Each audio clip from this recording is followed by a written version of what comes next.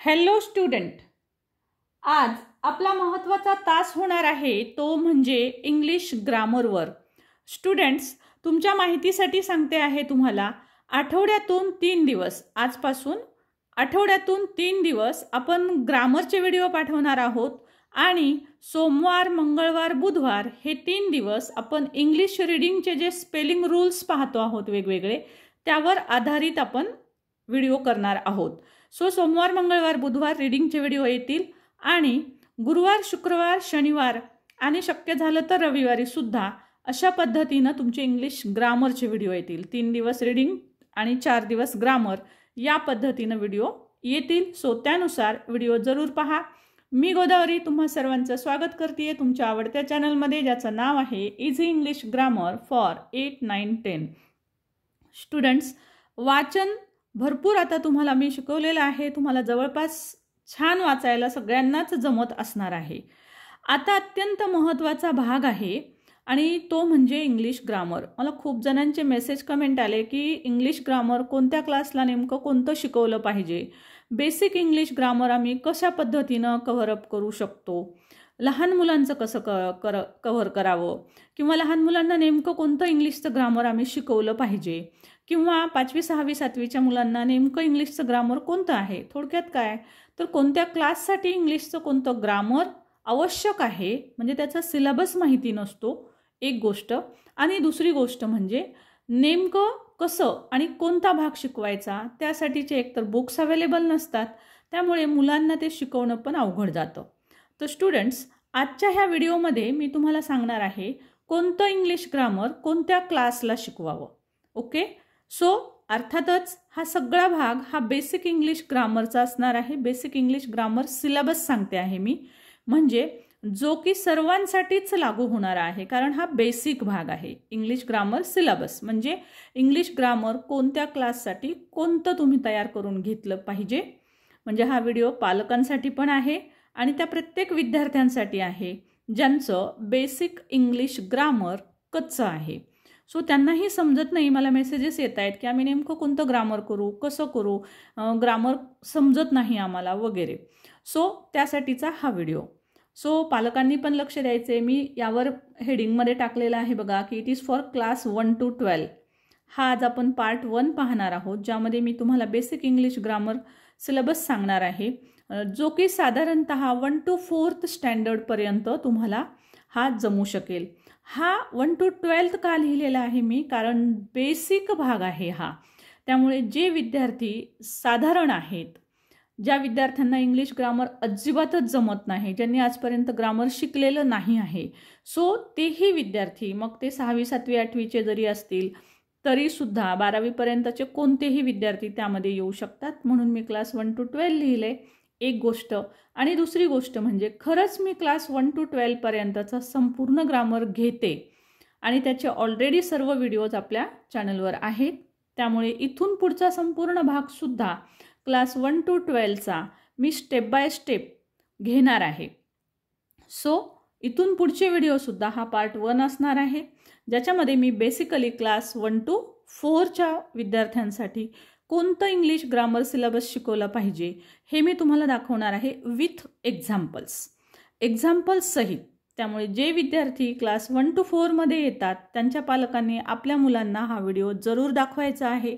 यामध्ये मी सिलेबस पण सांगितलेला आहे आणि त्या सर्व गोष्टींचे उदाहरणं पण मी तिथे दिलेली आहेत, त्यामुळे क्लास 1 to 4 साठी तर हा व्हिडिओ अत्यंत महत्त्वाचा आहे। पालक आपल्या क्लास 1 to 4 मधल्या मुलांना हा व्हिडिओ दाखवतील आणि मी सांगितलेल्या पद्धतीनं तो त्यांनी कव्हरही करून घेतील अशी मी आशा करते। सो स्टुडंट, मग आता काय यायला पाहिजे, आणि ऑफकोर्स 4च्या पुढचे पण मुलं जे कच्चे आहेत, बिगिनर्स आहेत, ते ह्या व्हिडिओ पाहू शकतात आणि आपला ग्रामरचा जो बेसिक भाग आहे तो कव्हर करून घेऊ शकतात। आज आपण पार्ट 1 बघतोय। 4च्या पुढं, क्लास 4च्या पुढं म्हणजे क्लास 5 to 12 पर्यंतचं ग्रामर कोणतं अभ्यासायचं आहे त्याचा प्राथमिक अंदाज मी पार्ट 2 मध्ये देणार आहे। ओके स्टुडंट, चला तर सुरुवात करूया। आता बघा, काही अतिशय आवश्यक असलेला भाग जो की क्लास 1 to 4 पर्यंतच्या विद्यार्थ्यांना आणि बिगिनर्ससाठी हा भाग तुम्हाला यायलाच पाहिजे। कोणता यायला पाहिजे तो बघूया। मी सगळ्याच गोष्टी तुम्हाला ग्रामरच्या ज्या मी आज इथं बेसिक सांगते आहे, जो की तुमचा 1 to 4च्या क्लासचा मेन सिलेबस आहे, हा तुम्हाला यायलाच पाहिजे. ओके, हा सिलेबस तुम्हाला यायलाच पाहिजे. क्लास 1 to 4च्या मुलांना तर तो यायलाच पाहिजे. आणि जे बिगिनर्स आहेत 12th पर्यंतचे त्यांनी पण हा अभ्यासायचा आहे, कारण यात मी एक्झाम्पल्ससहित समजावून सांगणार आहे. तर बघा स्टुडंट्स, पहिली गोष्ट कोणती यायला पाहिजे तुम्हाला? अत्यावश्यक असा अभ्यास जो की प्रत्येकाला यायला पाहिजे. पहिले तर तुम्ही ABCD किती लेटर्स असतात? 26 लेटर्स असतात. पालकांनी पण मुलांना हे 26 लेटर्स सांगायचे आहेत. त्यानंतर वॉवेल्स AEIOU हे 5 वॉवेल्स असतात. आणि 5 वॉवेल्स सोडून इतर जे शब्द आहेत ते कॉन्सोनंट असतात, जे की 21 असतात. मोर करेक्ट सांगायचं तर 20 असतात. आणि वाय हा सेमी वॉवेल असतो. ओके, सो लहान मुलांना मात्र वॉवेल्स 5 आणि कॉन्सोनंट 21 असंच सांगा. वाय सेमी वॉवेल त्यांना आत्ताच समजणार नाही, पण मी तुमच्या माहितीसाठी सांगितला. त्यानंतर नेक्स्ट तुम्हाला गोष्ट आवश्यक आहे ती यायला पाहिजे मध्ये ABCDचे जे उच्चार आहेत ते उच्चार तुम्हाला यायला पाहिजेत. ज्यांना ते पाठ नाहीत त्यांच्यासाठी मी इथे दाखवणार आहे आता, तर ते त्यांनी ते पाठ करायचे आहेत. पालकांनी मुलांकडून हे उच्चार पाठ करून घ्यावेत. काय ग्रामरचा अभ्यास घ्यावा हे समजत नाही, त्यासाठीचा हा व्हिडिओ विथ एक्झाम्पल्स.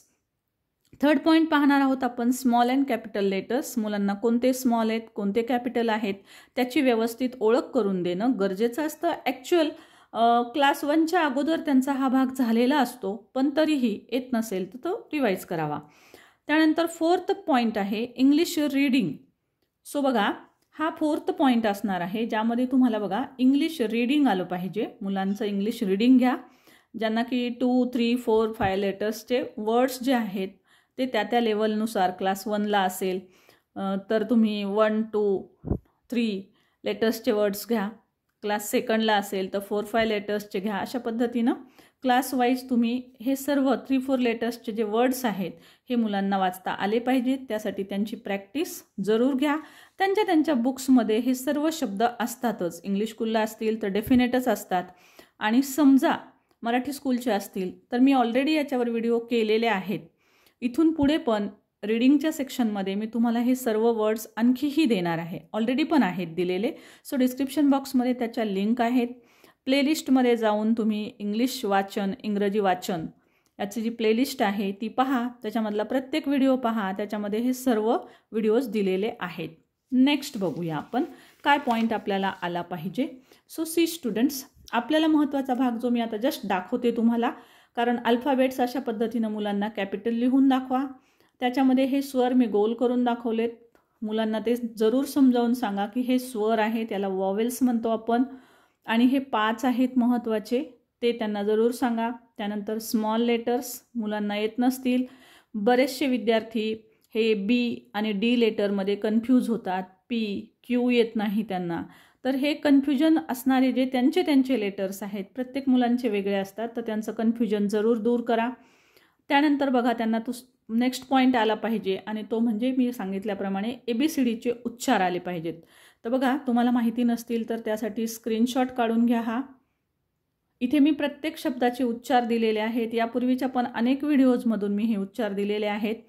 तुमच्या मुलांना 4th पर्यंतच्या असो की 12th पर्यंतच्या असो, ज्यांना हे उच्चार येत नाहीत त्यांनी ते उच्चार अगोदर पाठ करायचे आहेत. पालकांना विनंती की त्यांनी आपल्या पाल्याकडनं हे उच्चार पाठ करून घ्यावेत, जेणेकरून की त्यांना वाचायला, स्पेलिंग तयार करायला, ह्या सगळ्याच गोष्टीसाठी याचा अत्यंत उपयोग होत असतो. त्यामुळे त्यांना जो भाग येत नाही तो जरूर त्यांच्याकडून करून घ्या. नेक्स्ट पॉईंट पाहणार आहोत आपण. बघा, मी दिला होता नेक्स्ट पॉईंट तुम्हाला की 2, 3 लेटर्सचे वर्ड्स मी एक एक्झाम्पल म्हणून इथे दाखवलेले आहेत. याचे भरपूर सारे वर्ड्स असतात ज्याची की तुम्हाला प्रॅक्टिस घ्यायची आहे. मुलांकडनं ते वाचून पण घ्या आणि मुलांकडून ते लिहून पण घ्या, म्हणजे त्यांचं लिखाण पण पक्कं होईल. सो बघा, मी 2 लेटर्सचे वर्ड एक्झाम्पल म्हणून दाखवलेत. AN, AN, AT, AM, TO. 3 letter दाखवलेत, कॅट, पेन, किड वगैरे. आणि 4, 5 लेटर्सचे सुद्धा दाखवलेले आहेत. हे मुलांकडनं एक्झाम्पल म्हणून मी दाखवलेत. सो भरपूर सारा ह्याच्यावर तुम्हाला प्रॅक्टिस घ्यावी लागते 4th पर्यंतच्या मुलांना. आता 4thच्या मुलांना कदाचित हे वाचता पण येत असतील काही मुलांना, पण हे मी सर्व बिगिनर्ससाठी सांगते आहे. ज्यांना ते येत नाहीत त्या लेवलनुसार तुम्हाला हे शब्दसाठा वाढवायचा आहे किंवा कमी करायचा आहे. तर अशा प्रकारे त्यांचं वाचन घेणार आहात तुम्ही, म्हणजे मुलांना 5 लेटर्सपर्यंतचे कोणतेही शब्द हे वाचता आलेच पाहिजेत. या पद्धतीनं त्यांची प्रॅक्टिस घ्या. जर शब्द हवे असतील तर माझ्या ग्रुपवरचे चॅनलवरचे तुम्ही व्हिडिओज पाहू शकता, मुलांना त्यातून प्रॅक्टिस करून घेऊ शकता. आता नेक्स्ट पॉईंट असणार आहे स्टुडंट्स आणि पॅरेंट्स, की मुलांकडनं स्मॉल सेंटेन्सेस बनवून घ्यायचे आहेत. आता सपोज तुम्हाला इथपर्यंतचा भाग झाला, मुलांना रीडिंग वगैरे येत आहे, मग नेक्स्ट पॉईंट काय असणार आहे, विशेषतः सेकंड थर्डच्या विद्यार्थ्यांसाठी तर स्मॉल सेंटेन्सेस त्यांना बनवायला शिकवायचे आहेत. आता बघा स्टुडंट्स, ह्या प्रत्येक पॉईंटवर मी स्पेशल व्हिडिओ घेणार आहे. स्पेशल व्हिडिओ प्रत्येक पॉईंटवर, जसं की बघा मी स्मॉल सेंटेन्सेसचे फक्त एक्झाम्पल दिलेले आहेत, तर मी याच्यावर वेगळे व्हिडिओ बनवणार आहे आणि स्पेशली सांगणार आहे, त्याची प्रॅक्टिस घेणार आहे. मग ते व्हिडिओ तुम्ही पाहत राहा, म्हणजे तुम्हाला स्मॉल सेंटेन्सेस कसे बनवायचे हे तुम्हाला इन डिटेल नंतरच्या येणाऱ्या व्हिडिओजमधून समजणार आहे. इथे मी फक्त एक्झाम्पल दाखवते आणि जे अगदी पहिलीचे आहेत, दुसरीचे मुलं आहेत, त्यांचं तर एवढ्या व्हिडिओमधून सुद्धा भरपूर सारा रिव्हिजन आणि प्रॅक्टिस होते. सो बघा अशा टाईपचे सेंटेन्सेस घ्या. पालकांना समजत नाही नेमकं काय घ्यायचं आहे, तर त्यासाठी मी विथ एक्झाम्पल सांगते आहे. सो स्मॉल सेंटेन्सेस कशी 3-4 टाईपचे स्मॉल सेंटेन्सेस मी इथं दाखवलेले आहेत. इन डिटेल प्रॅक्टिस आपण येणाऱ्या व्हिडिओजमधनं आणखी करूया. जसं की बघा दिस, दॅट, दीज, तोचचे व्हिडिओ आहेत.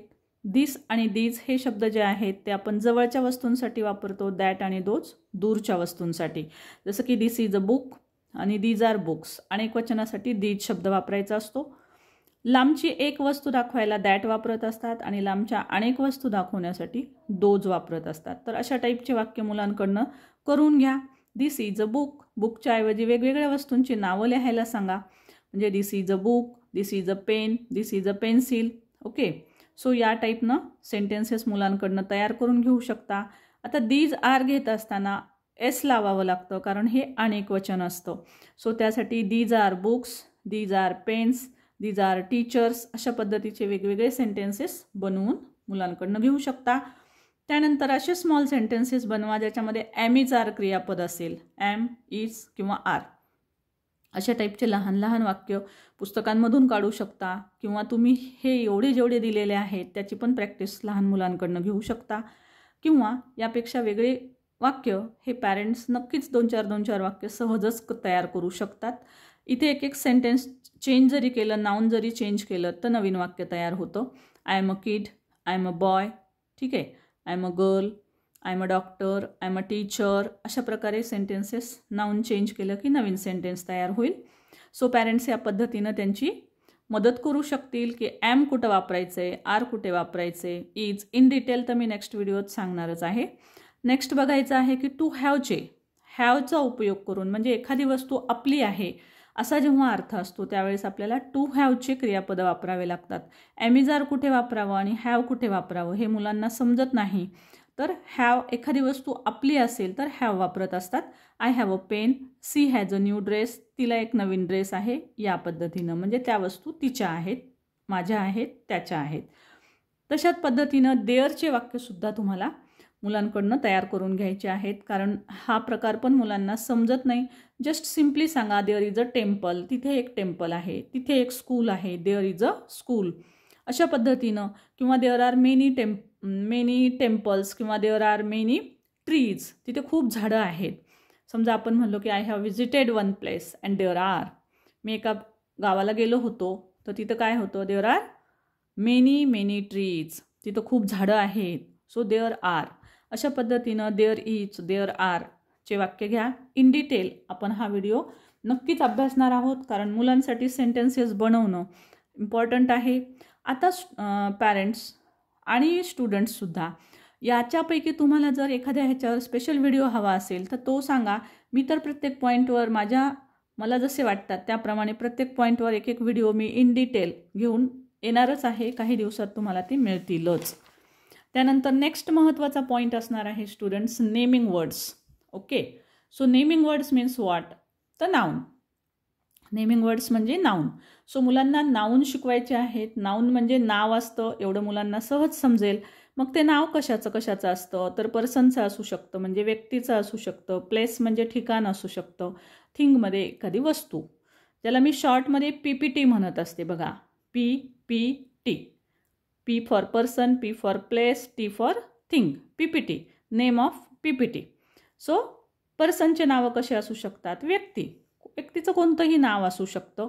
मग आता ह्याचे पुन्हा टाईप्स येतात, हे इन डिटेल आपण नंतर अभ्यासू. जसं की चिंटू, गोपाल, मीना, राणी, पिंकू, हे सगळे पर्सनचे नावं आहेत. किंवा कॉमन नाऊन जर झालं तर फादर, बॉय, बर्ड, काऊ, हे सर्व हे प्राण्यांबद्दल झाले. सो अशा पद्धतीनं हे पर्सनसाठी येणारे नाऊन आहेत. कोणत्याही पर्सनचं नाव. प्लेसचे नावंसुद्धा असू शकतात. जसं की आपण कुठे गेलो होतो? गार्डनमध्ये गेलो होतो. आपण कुठे गेलो? टेम्पलला गेलो होतो. So temple, garden, zoo, school, एखाद्या गावाचं नाव, हे सगळे प्लेस आहेत, प्लेस नेम्स आहेत. सो हे पण नेमिंग वर्ड्सच असतात. त्यानंतर वस्तूंचे पण नावं आहेत, ते पण नाऊनमध्येच येतो. So pen, book, cup, fruits, हे सगळेसुद्धा नाऊनच आहेत. हे कॉमन नाऊन आहेत, परंतु हे नाऊनच आहेत. इन डिटेलमध्ये आपण प्रॉपर नाऊन, कॉमन नाऊन, त्याचे सर्व रूल्स, प्रॉपर नाऊन्सचे कोणते असतात, हा भाग आपण येणाऱ्या व्हिडिओमधनं जेव्हा मी नाऊन डिटेलमध्ये सांगेल तर त्यावेळेस नक्की पाहत राहा, कारण इन डिटेल भाग अभ्यासणं गरजेचं आहे. मी इथे तुम्हाला प्राथमिक भाग सांगते आहे. सो पहिली, दुसरी, तिसरीच्या मुलांसाठी तुम्ही या पद्धतीनं, ज्यांचा बेस कच्चा आहे त्यांना सध्या फक्त हा व्हिडिओ दाखवून या व्हिडिओमध्ये मी जो भाग सांगितलेला आहे तेवढा भाग मुलांचा पक्का करून घ्या. म्हणजे याच्यानंतर येणारे डिटेल व्हिडिओ तुम्हाला ते अजून मुलांना सोपे जातील. सो स्टुडंट, नेक्स्ट पॉईंट बघूया, प्रोनाऊन. प्रोनाऊन म्हणजे असतो सर्वनाम. तर सर्वनाम म्हणजे काय असतं? तर नामाऐवजी वापरलेला शब्द म्हणजे सर्वनाम असतो. जसं की बघा, राम इज रिच.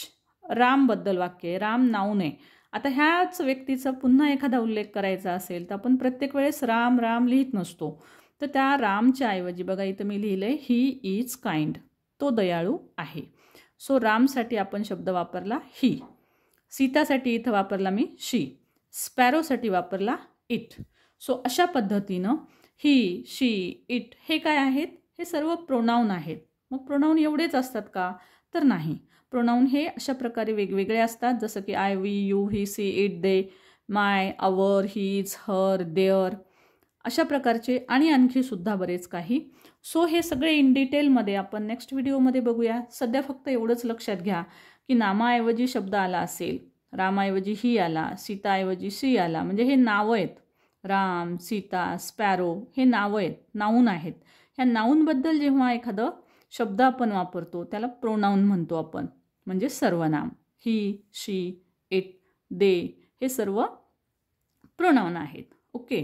सो प्रोनाऊनचे काही महत्त्वाचे प्रकार आणि ते कसे ओळखावेत हे सर्व आपण इन डिटेल येणाऱ्या डिटेल्ड व्हिडिओमध्ये नक्की बघूया.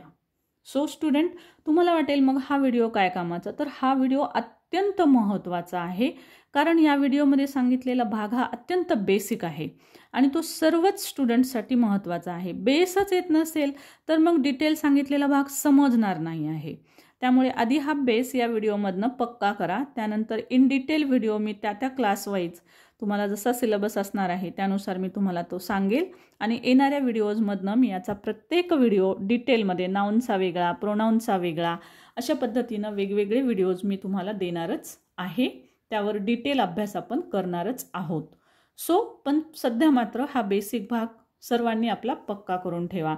नेक्स्ट पॉईंट आहे स्टुडंट, डिस्क्रायबिंग वर्ड्स म्हणजेच ॲडजेक्टिव्ह म्हणजे विशेषण. नावावरून लक्षात येतं हा नामाची विशेष माहिती सांगतो. जसं की रंग असू शकतो, आकार, अंक, याबद्दल तो विशेष माहिती सांगतो तो शब्द. जसं की बघा, the sky is blue. Sky, sky हे नाऊन आहे. स्काय ह्या नावाबद्दल तो अधिकची माहिती सांगतो ब्ल्यू. सो ब्ल्यू काय आहे इथं? So blue is adjective here. He is clever. तो कसा आहे? तो हुशार आहे. सो त्याच्याबद्दल अधिकची माहिती सांगितलेली आहे, म्हणजे ही बद्दल अधिकची माहिती, म्हणून क्लेवर हा ॲडजेक्टिव्ह आहे. I have 2 dresses. मला 2 ड्रेस आहेत. अंक सांगितला आहे. आकार, रंग, अंक याच्याबद्दल हे जास्तीचे शब्द वापरलेले असतात. तर हे शब्द जे आहेत, हे सगळे शब्द जे मी अंडरलाईन केलेत ते आहेत डिस्क्रायबिंग वर्ड्स किंवा ॲडजेक्टिव्ह. लहान मुलांसाठी भरपूर साऱ्या गोष्टी प्रॅक्टिसनी कराव्या लागतात. त्यामुळे एवढीच माहिती सांगून त्यांना सफिशियंट नसतं. तर त्यांच्यासाठी असे अनेक एक्झाम्पल्स वेगवेगळ्या पद्धतीनं आपण जर घेतले मुलांकडनं करून तर त्यांचे हे भाग पक्के होतात. सो आपण येणाऱ्या डिटेल्ड व्हिडिओजमधनं हा प्रत्येक भाग अभ्यासू. वर्ब पहा. त्यानंतर वर्ब म्हणजे क्रियापद. क्रियापद म्हणजे नेमकं काय? तर क्रियेचा अर्थ पूर्ण करणारा जो शब्द असतो त्याला आपण क्रियापद म्हणतो. इंग्लिशमध्ये चांगला शब्द आहे बघा त्याला ॲक्शन वर्ड. ॲक्शन. प्रत्येक शब्दातून आपल्याला एक ॲक्शन दिसत असते, म्हणजे कृती, काम दिसतं, काहीतरी कृती दिसते. रीडिंग करण्याची कृती आहे, काम आहे. राईट म्हणजे लिहिण्याचं काम आहे. प्ले म्हणजे खेळणे. स्विम, सिंग, कम यासारख्या प्रत्येक ॲक्शन ज्या आहेत, उठणे, बसणे, बोलणे, पळणे, धावणे, तर हे सगळे जसं की सीट असेल, कम असेल, स्टँडअप असेल किंवा वॉक असेल, टॉक असेल, रन असेल, हे सगळे वर्ब आहेत, ॲक्शन वर्ड्स आहेत. ओके. सो वर्ब जे आहेत ते 2 प्रकारचे असतात. हे मेन वर्ब आहेत आणि काही हेल्पिंग वर्ब पण तुम्हाला अभ्यासणं गरजेचं असतं. हेल्पिंग वर्बमध्ये 3 प्रकार असतात, टू बी, टू हॅव आणि टू डू. मग टू बीचे हेल्पिंग वर्ब कोणते असतात? तर ॲमेजार हे प्रेझेंट टेन्समध्ये असतात, वॉज वर पास्ट टेन्समध्ये असतात, विल बी किंवा शाल बी सुद्धा. मी शाल बी लिहिलं नाही कारण आता शाल बीचा वापर खूप कमी होत चाललेला आहे त्यामुळे. सो हे झाले टू बीचे. टू हॅवमध्ये have, has, had, will have आणि शाल हॅव सुद्धा, पण शाल हॅवचा वापर कमी झालेला आहे म्हणून मी लिहिलं नाही आहे. टू डूमध्ये डू, डज, डीड हे महत्त्वाचे क्रियापद आहेत, हेल्पिंग वर्ब आहेत हे. या हेल्पिंग वर्बचा उपयोग करून आपण अनेक सिम्पल सेंटेन्सेस आपण तयार करू शकतो. ते कसे करायचे तेही आपण इन डिटेल व्हिडिओमध्ये पाहणार आहोत आणि आजही मी तुम्हाला ते सांगणार आहे की आपल्याला हे कसे बनवायचे आहेत. सो नेक्स्ट महत्त्वाचा भाग आपल्याला जो अभ्यासावा लागणार आहे आणि तो म्हणजे विशेषतः 4th पर्यंतच्या मुलांनी हा भाग जास्त पक्का करून ठेवायचा आहे. वचन. ओके. एकवचन आणि अनेकवचन. सिंग्युलर म्हणजे एकवचन, प्लुरल म्हणजे अनेकवचन. सो एक जनरल रूल मुलांनी लक्षात घ्यायचा आहे. सिंग्युलरमधून प्लुरल करताना त्या मूळ शब्दाला बघा, हा बुक शब्द आहे, ह्या मूळ शब्दाला आपल्याला लावायचा असतो एस किंवा ES. सो एस कुठे लावायचा आणि ES कुठे लावायचा ह्याचे डिटेल रूल्स असतात. जसं की बघा जनरली शेवटी एस लावलं, जसं की पेनचं पेन्स होईल, बुकचं बुक्स होईल. एस लावलं की त्याचा अनेकवचन तयार होतं. आता काही शब्द असे असतात की त्या शब्दाच्या शेवटी SH, CH, O, X असे काही शब्द आलेले असतील तर त्याला ES लावावं लागतं. जसं की इथे SS आहे म्हणून क्लासेस ES लावावं लागलं. शेवटचा शब्द CH आहे मी आत्ता सांगितलेल्या रूलप्रमाणे म्हणून इथे ES लावावं लागलं. सो अशा प्रकारचे हे जे डिटेल त्याचे नियम आहेत ते मी नंतरच्या व्हिडिओमध्ये डिटेलमध्ये लिहून पण तुम्हाला देईल जेणेकरून की तुम्हाला ते पाठ होतील. सो एक जनरल रूल लक्षात ठेवायचा आहे, एस किंवा ES लावावं लागतं म्हणजे अनेकवचनी शब्द तयार होतो. नेक्स्ट आपल्याला भाग अभ्यासावा लागतो स्टुडंट्स आणि तो म्हणजे आर्टिकल्स. पॅरेंट्सनी हे सर्व भाग मुलांकडनं कव्हरअप करून घ्यायचे आहेत. सो आर्टिकल्स म्हणजे कोणते आर्टिकल्स असतात तर ए, अँड, द हे 3 महत्त्वाचे आर्टिकल्स असतात आणि ह्या आर्टिकल्सचा उपयोग कसा करायचा तर AEIOU हे 5 स्वर आहेत. ठीक आहे, 5 स्वर आहेत. ह्या 5 स्वरांच्या मदतीनं आपल्याला विशेष करून हे ॲन आर्टिकल भरायचं असतं. ए, ॲन हे जे शब्द आहेत ते एक, ए म्हणजे एक, ॲन म्हणजे एक या अर्थाने आपण वापरत असतो. ए आणि ॲन सुद्धा.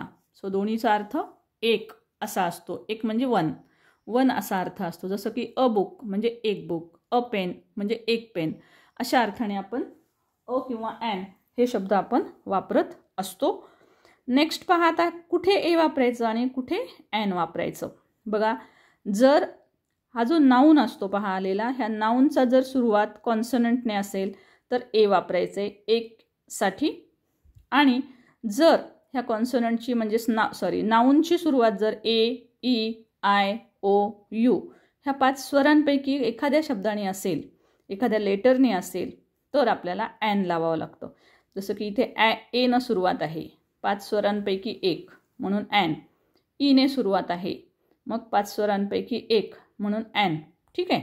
सो अशा पद्धतीनं स्वरापासून सुरुवात असेल तर मागे ॲन लावावं लागतं. इकडे जर पाहिलं तुम्ही तर हे कॉन्सोनंट आहेत, बी, पी, बी, त्यामुळे ह्याच्या मागे आपण ॲन नाही लावला, इथे आपल्याला ए लावावं लागतं.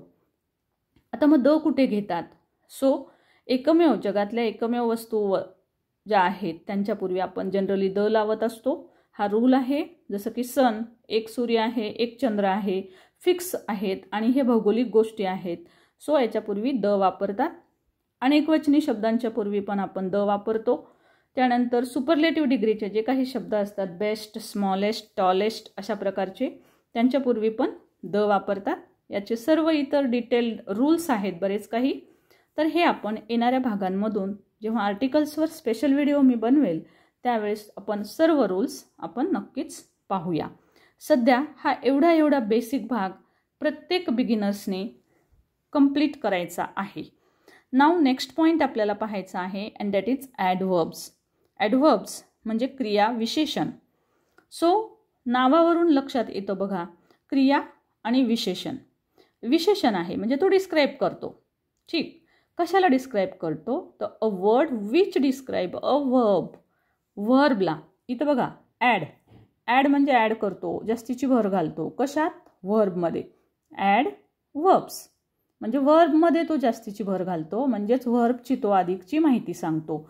म्हणून त्याला म्हणायचं ॲडवर्ब, म्हणजेच क्रियापदाबद्दल तो जास्तीची माहिती देतो. तो शब्द म्हणजे क्रियाविशेषण. जसं इथे बघा, I read English quickly. Me fast आणि ताबडतोब इंग्रजी वाचू शकतो, लवकर इंग्रजी वाचू शकतो. जनरली ॲडव्हर्ब जे आहेत तर शेवटी ly लावून येत असतात. Quickly, fastly, easily, slowly, ly शेवटी येत असतो. ह्याचे पण काही रूल्स आहेत आणि काही वेगवेगळे शब्द आहेत जे की ly न लागता सुद्धा येतात. सो हे सर्व आपण येणाऱ्या व्हिडिओजमधनं इन डिटेल अभ्यासू. नेक्स्ट पॉईंट आहे स्टुडंट प्रिपोजिशन. सो प्रिपोजिशन म्हणजे काय? तर प्रिपोजिशन हा असा एक शब्द असतो जो की नाम आणि सर्वनामाच्या पूर्वी वापरला जातो. कशासाठी वापरतात मग? तर तो एखादं ठिकाण दाखवतो, प्लेस सांगतो किंवा काळाची माहिती सांगत असतो किंवा तो दिशा दाखवत असतो. सो ह्या 3 महत्त्वाच्या गोष्टी दाखवण्यासाठी नामाच्या किंवा सर्वनामाच्या पूर्वी वापरलेला हा शब्द असतो. ओके. सो प्री आणि पोजिशन. प्री म्हणजे अगोदर आणि पोजिशन म्हणजे पोजिशन दाखवण्याच्या तो आधी येतो, प्लेस दाखवण्याच्या तो आधी येतो, असा त्याचा अर्थ आहे. सो कोणते शब्द असतात हे? प्रिपोजिशन कोणते आहेत? जसं की in, or, on, above, near, under असे भरपूर सारे आहेत. आणि यानुसार हे प्लेससाठी कोणते येतात, काळ, दिशा दाखवणारे कोणकोणते असतात, याचा डिटेल अभ्याससुद्धा आपण नेक्स्ट व्हिडिओमध्ये करणारच आहोत. सो स्टुडंट्स, पॅरेंट्स आणि सर्व स्टुडंट्सनी ज्यांचा की बेसिक कच्चा आहे त्या मुलांसाठी त्यांनी नेमकं काय करायला पाहिजे, कोणता सिलेबस अभ्यासला पाहिजे ग्रामरसाठी, तो मी तुम्हाला दाखवलेला आहे. बघा, याच्यामध्ये अत्यावश्यक भागामध्ये काही भाग आहे जो की तुम्हाला येतही असेल, नसेल येत तो कव्हर करायचा आहे मुलांचा. त्याच्यानंतर हे अल्फाबेट, स्मॉल लेटर्स, उच्चार पाठ करून घ्यायचे आहेत, ABCDचे उच्चार वगैरे. त्यानंतर नेक्स्ट पॉईंट आपण 2, 3, 4 लेटर्सचं वाचन घेऊन मुलांचं वाचन पक्क करायचं आहे. वाचन पक्क झाल्यानंतर स्मॉल सेंटेन्सेस बनवून घ्या. कोणत्या टाईपचे बनवावेत ते मी तुम्हाला इथं दाखवलेले आहेत. नेक्स्ट आपण बघणार आहोत ते म्हणजे पार्ट्स ऑफ स्पीच. त्यामध्ये सुरुवातीला नेमिंग वर्ड्स मुलांकडनं पक्के करून घ्या. बेसिक गोष्टी मी तुम्हाला या व्हिडिओत दाखवलेल्या आहेत, त्या पक्क्या करा. इन डिटेल भाग आपण प्रत्येक व्हिडिओ आपण नाऊनवर वेगळा, प्रोनाऊनवर वेगळा, सेंटेन्स फॉर्मिंगवर वेगळा, असे वेगवेगळे फॉर्मेशनचे पण व्हिडिओ आपण इन डिटेल आणि प्रत्येक ग्रामरचे बिट्स आपण डिटेल अभ्यासणार आहोत. सो हे सर्व मुलांकडनं सध्या तुम्ही पक्क करून घ्यायचं आहे. सो हा व्हिडिओ जास्तीत जास्त शेअर करायचा आहे जेणेकरून की तुम्हाला बघा हे सर्व भाग मुलांकडनं पक्का करून घेणं खूपच गरजेचं आहे. सो बिगिनर्स जरी असतील तरी त्यांनी हा सर्व भाग आपल्या मुलांकडनं पक्का करून घ्यायचा आहे. पुन्हा तीच गोष्ट सांगते आहे, कारण हा भाग पक्का झाल्याशिवाय पुढचा डिटेल व्हिडिओज पण तुम्हाला समजणार नाहीत. आणि जे बिगिनर्स आहेत त्यांनी, आणि 4th पर्यंत हा जनरली सिलेबस असतो. सो 5th पासून कोणता सिलेबस येतो हे मी तुम्हाला पार्ट 2 मध्ये सांगणार आहे, कारण this was about our part 1. Part 1 मध्ये जेवढा बेसिक भाग आहे तेवढा मी सांगितला. याच्या पुढचं ग्रामर जे आहे ते की 5th पासून पुढच्या मुलांसाठी येतं, ते कोणतं येतं आणि ते कसं अभ्यासायचं. शॉर्टमध्ये जसं आजचा सांगितलं आहे तसाच 5th ते 12च्या मुलांचं शॉर्टमध्ये 1-2 एक्झाम्पल घेऊन मी उद्याच्या भागामध्ये जरूर सांगणार आहे. सो व्हिडिओ आवडला असेल लाईक, शेअर आणि कमेंट करायला विसरू नका. पालकांना विनंती आहे की त्यांनी आपल्या पाल्यांकडून हा भाग नक्की पक्का करून घ्यावा. आणि व्हिडिओ जरूर शेअर करावा, कारण हा कोणत्याही बिगिनर्ससाठी अत्यंत उपयोगी ठरणारा हा व्हिडिओ आहे. एवढा एक व्हिडिओ जरी तुम्ही अभ्यासला तरी तुमचा मुलांचं ग्रामरचा 50% सिलेबस हा कव्हर होतो. त्यामुळे हा व्हिडिओ मुलांकडनं जरूर पक्का करून घ्यायचा आहे. व्हिडिओ आवडला असल्यास लाईक, शेअर, कमेंट करायला विसरू नका. नवीन असाल तर चॅनल सबस्क्राईब करून घ्या. Thank you so much for watching. Channel subscribe केल्यास बेल आयकन दाबायला विसरू नका. Thank you so much for watching. Thank you.